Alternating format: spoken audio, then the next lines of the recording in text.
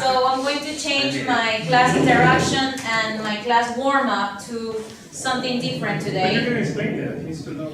Yeah, I have, in fact, you have that in your papers and in your copies. Sorry if you don't have there, this is for you. In one of the last pages, it's called Meeting New People, yes?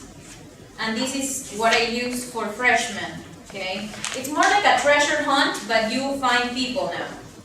And I included a little sample here from this website called teachthis.com, where I generally take all my class interactions for any kind of topic. There are all sorts of topics there. Okay, so here I just cut these papers and I have 7 students obviously, and I give one identity and one task to each one of my students. What they have to do is find the person and find the other person to introduce them. So they say, are you Lucy Brown? Yes. Are you a nurse? No. Okay, are you Lucy Brown? Yes. Are you a doctor? Yes. Please come, let me introduce you to Peter. Peter, he's Peter. He's an engineer. This works really well for the freshman 1 classes when you're teaching yes/no questions. And this is what I practiced this week with them, and it was very good, a very good exercise. I have 14 students. So I was able to make more cards because these are only 7. And everybody liked it because they were practicing only asking questions. Are you Lucy Brown? Are you a nurse? Are you Peter Smith? Are you a doctor? Etc. And then when they saw the 2 guys, they got them together and said, let me introduce you. Lucy, this is Peter. Peter, this is Lucy. And then Lucy continues the conversation. Nice to meet you, nice to meet you too. So that is for freshman 1, but it's a very independent activity. That was what I wanted to do, but we don't have much quorum, so I'm gonna have the other activity to do for time's sake. It's with toilet paper. Yes. Have you ever used toilet paper in your classroom? Never ever? No. It's kind of awkward for students when they say it's like, Miss, this is toilet paper, and I say yes. So what are we going to use the toilet paper for? Or they infer that probably you have problems, you know, stomach problems, correct. So it's not really that. What I generally do is this. The first day of class, imagine you just got here. I say, hi, how are you? What's your name? What's your name? Tony. Tony? Yes. Nice to meet you, Tony. Nice to meet you too. Hi, how are you? What's your name? Oh my God. Juan Carlos? Juan Carlos what? Oh, here, nice to meet you. Here, what's your name? Carlos? And Carlos what? Oh, Carlos Corral, thank you, nice to meet you. And you, mister, what's your name? Jimmy Robles. Jimmy Robles, how do you spell Robles? Robles. Here, nice to meet you. Nice to meet you too. So, this is what we're going to do. I already gave everybody toilet paper, okay? So, what I do is that you take your toilet paper and you begin telling me one thing about yourself for as many papers as you have. So you say, for example, imagine, this is my set of toilet papers, and I say, my name is Andrea, I am married, I have a dog and its name is Bobby, and he is a very horrible dog because he chews on my shoes. What about you? Okay, mine is Tony. I'm 40 years old. I like vegetables. Too much? A lot. Okay. I sometimes go to Maricondo's meet and do some exercise. Okay. And I teach English. And I like movies. And I love sleeping. And I like reading. Alright, what about tremors, Tony? Oh no, I don't like that. Okay, what about you, Juan Carlos? My name is Juan Carlos, I am 39. I like music, I love listening to music, I enjoy surfing the net for many hours. I am also a teacher, and I like to meet my friends. Okay, nice. What about you? Right, my name is Carlos. I love I'm this 38 years old. I like to play video games. Okay. And, Yes, he does. How bad do you play video games? A lot. Okay. Well, I used to play a lot, now I play a little less than that. You're married now. I'm married. Okay, I work as a teacher, Okay. and I speak more English and Spanish during the day because of my job. Okay, welcome to class, yes? What about Jimmy? Hi, my name is Jimmy. Mhm. I'm 35. I'm married. Oh, I gave Jimmy a lot. I have 2 kids. 2 kids? 2 kids, yeah. Doesn't look like, right? My oldest son's name is Matthew. Mhm. My youngest son's name is Emilio. You have 2 boys. 2 boys. Oh, nice. My wife's name is Maria Elena. Okay. And I love my mother-in-law. Okay. Good for him. Yeah. So, as a recycle activity, after you have finished, you say, Miss, what do we do with this paper? You say, save it. Because at the end of the class, you will ask your partner more questions. Okay? So generally, I do this at the beginning of every class that is from freshman to junior. We use toilet paper, and obviously this is going to the trash now. And it's just like a simple, very, hi. It doesn't require much. You just have to bring toilet paper, okay? And it's fun. The kids are intrigued about the toilet paper use. And you have the freedom of not asking questions, but the student elaborates himself. Yes? Sometimes I use toilet paper for asking questions. As in freshman 1, for example, they already did the introducing with toilet paper. Now I said save them, because then I will tell you to ask questions. So I write name, address, telephone number, things that they already know, using previous knowledge, and we just like recycle the same toilet paper with recycled vocabulary, and we just sum up. This is especially used for teach back. In the observation form, remember that in the last part you have to teach back. They have to teach back. So you can use this to recycle vocabulary. We were using toilet paper here. Yeah. I use a similar activity. This is called word cloud. Okay. I put a cloud in the middle of the board.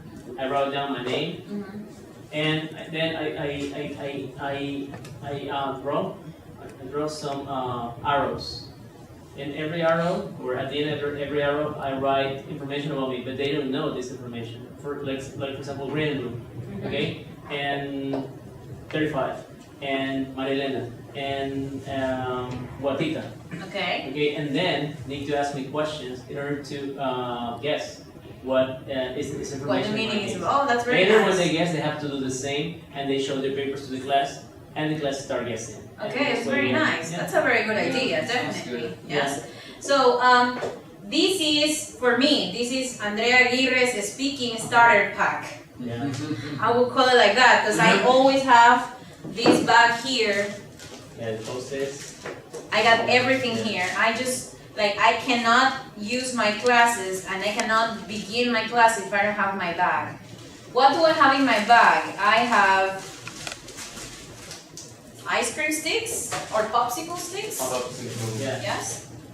I have lots of Post-its of different colors. Colors are always important in class. Okay. So I have Post-its. Generally, I have a roll of toilet paper for any case of emergency in class. Now I understand. Yeah. And I have these that are not very usual here in Ecuador. These are called index cards. So whenever my students have to have a presentation in class that I come up with, like the last 15 minutes of class, I give like each one of these so they don't memorize, they just have to write down the most important words that they will probably forget. And here I tell them to write down in one side, I need them to write down 5 new adjectives that I want them to include in their speech.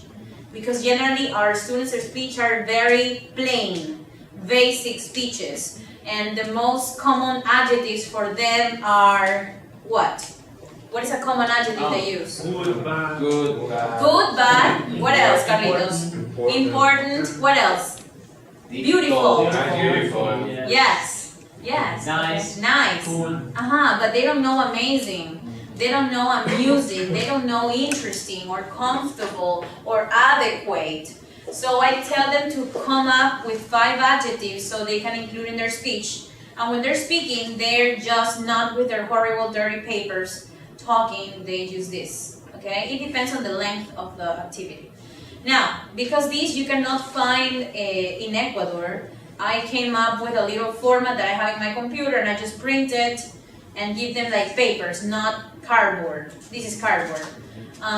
But it works the same way, okay? Because they have lines and they know what to do on the other side. And when they have any presentation in other courses, they say, Miss, I created my own format because this looks better. They know that if you stand up like this with your index card and begin talking and just like catch up on some ideas, it's much better than coming with the paper, the typical terrible paper, and they're like, and then like, in the middle of the presentation, they don't really know what to do. So these are generally the things that I use. What do you think, what kind of use can I give to the ice cream stick? What do you think I can give to the ice cream stick? What kind of use? It could be for choosing a topic or taking turns to speak or Yes. controlling the participation. Great, yes, those are great ideas. And ice cream sticks, honestly, are cheaper than anything else you could find in stores. This bag is 60 cents.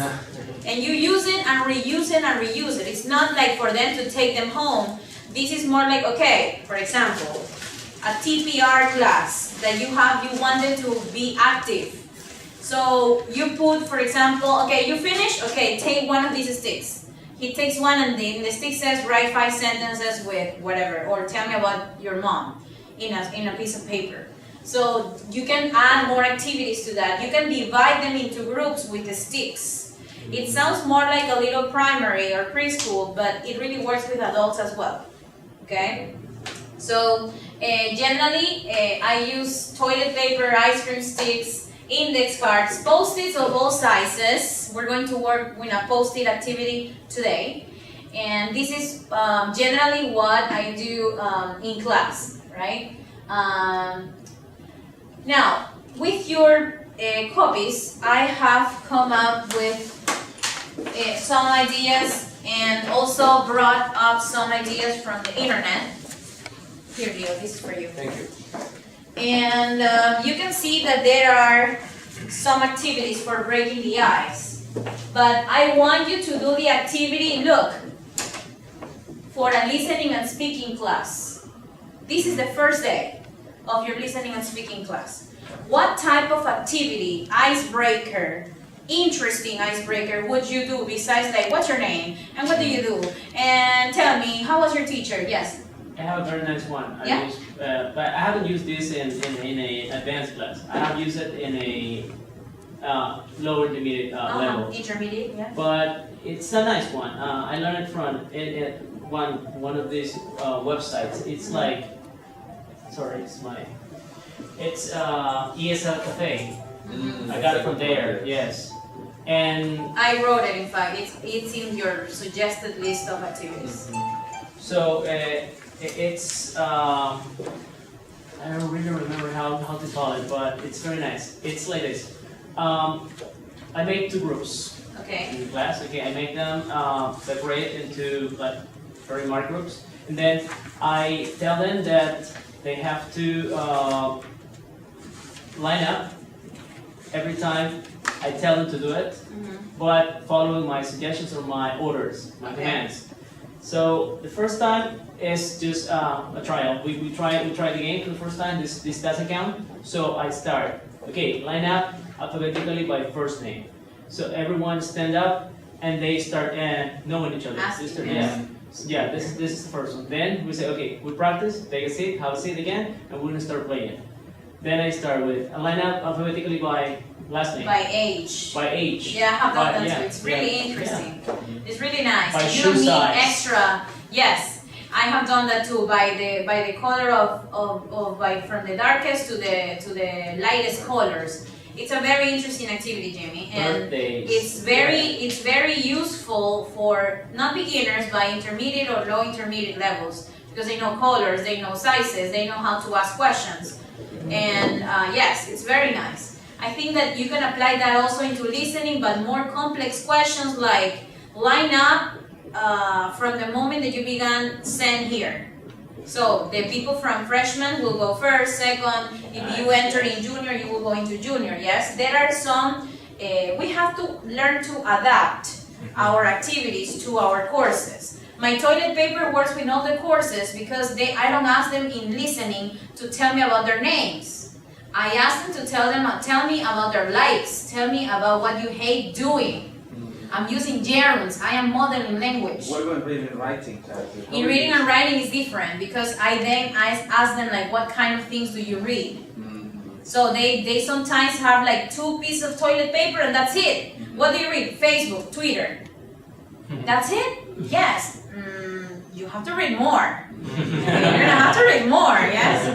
Okay, and then, well, in upper courses, you can ask questions. You don't have to say. Maybe if you have 5 pieces of toilet paper, those are 5 questions that you ask your partner. Could be, okay? So, it's a very interesting idea, Jimmy. Yes, it's a very nice idea, and it works for all the levels. You have to put more complexity on it if it's a listening and speaking course. Now, here I have put 5 activities that I would like you to read and tell me how would you adapt these activities to introduce as an icebreaker for a listening and speaking course. There is one, it's called My Name is X and I Like X. Reporter. 2 truths, 1 lie, that's very nice game. Secrets, find a partner. Okay? So from these 5, which do you think, oh, and here in the back there is another one, it's called Snowball Fight. Oh yes, this is all. Yes, you put your friends, your classmates, 2 groups, one in front of the other, and they begin throwing paper, pieces of recycled paper with some information. But it's like you see paper coming and going everywhere. You're here in the corner protecting yourself, and when the fight is over, you say, stop, get a paper. Everyone gets a paper. And then they say, for example, it says, Lucy, a student or reporter, and you begin like, are you Lucy? No. Are you Lucy? No. You are Lucy. So they began asking questions. It's a very TPR activity. I do it this way. I make them write down questions in small slips of paper. With these slips of paper, I start making the ball. Okay. Yeah? And when we have all the big ball made up already, I throw the ball to one group. The person who takes the ball, takes the paper, take 1 slip because they have to They start. ask a question. And they read the question. If he or she can read and answer the question, they make points for the team. Oh, Then they nice. throw the ball to the other team. When that person catches the ball, he has to read the question. He or she can read the question, they make points. Well, that's very nice. Yeah, that's more Yeah, definitely nicer. Yes, very nice. That's a variation. For It's a a nice high level, variation. yeah. Yes, definitely high level. Yes. Yes, that could be very useful in listening and speaking. Yeah. Correct. Okay, so they've got to write questions. You tell them to write 2, 3 questions in Okay. small slips of paper. They give you the papers and you start You do all mixing them the papers, together. you make a big ball. Mhm. Yeah, when you have the big ball, you start playing with them. Okay. And the group who answers most answers correctly, more questions correctly. Are is the all winner. of them have to answer the questions, right? All of them have to answer the Yeah, this is fine. They throw the paper maybe to the person that they know they won't be able to answer. So yeah, that's the catch. Interesting. Okay, yeah. Yes. That sounds good. Uh-huh. So let's take 1 or 2 minutes and come up with an idea that how would you introduce listening and speaking course? How would you break the ice? First day of class, all your students are watching you, Okay. and they are very demanding students. Eager to learn. Yes. There was a set teacher. Okay, so let's hear from Jimmy first. Okay. Okay. I have a very nice game. All this game I have got them or have gotten this game from web pages I read maybe many years ago. But sometimes when we have demanding groups, we have to find extra material because the group demands more attention, more participation, more activities to challenge them. So I found this very nice activity called All Begins with the Same Letter. All begin with the same letter. So I gave them the instructions. Okay, you have to make a 7-word sentence, and all the words in the sentence must begin with the same letter. So yeah, so I gave them a minute for a group of 2 people, 3 people, 4 people, and they have to make up a sentence. When they can make up a sentence, or we can play it individually maybe. I tell them, I write down a letter on the screen, on the board, and I give them a minute or 2 in order to make a sentence, a 6 or 7 word sentence using the same letter in every word they have. This is very challenging, and it's fun. Right, yeah, it's fun. It's very challenging. Like put a W there. Like, Yeah. Okay. That's yeah, nice. it's kind of nice. Yes, it's very nice. Yes. I have a list of the activities I use. I have like my very Your own list. my selection of nice games that I use sometimes. Yes, so Yes, I don't forget to use them. Yeah, it's important that you keep on using the things that you really like or that you know that work. They work. That word definitely works for a reading and writing course, Yeah. definitely works Yes. a lot. Grammar courses can use them too. Listening courses, they must be ready to use them. I also, for example, for a grammar course, it could be nice to use stop the hand, chanton. Yes, But I using understand. objective, verb, preposition, so they remember how to use. Yeah, yes. Stop the cars, stop the Let's cars. stop the car. Stop the Yeah. bus. Stop the Stop bus. the bus, I stop the guy say stop the car. They say stop the Little hand. variations, stop the hand. Okay, what about you, Leo? What would you do? Well, besides the conversation in pairs and then report about themselves, we had here at Zen a set of pictures that was called Picture Talk. And I remember that I used to do that and have the students create the stories. Yeah. They get in groups and they each one tells about it could be a different faith, but maybe this guy is a kid here and maybe he is a grown up and he is an old man, you know, and he follows the story and they complete the story. 3 or 4 students. Oh, that's very nice. Do we still have those cars here? No, yeah, they were big pictures from movies. I from haven't, movies. I never used It was them. Picture Talk. I don't know if I you remember when I that. was a Yeah. student, used to try that. I'm not sure. I have a I used PDF. to do that. I have a PDF.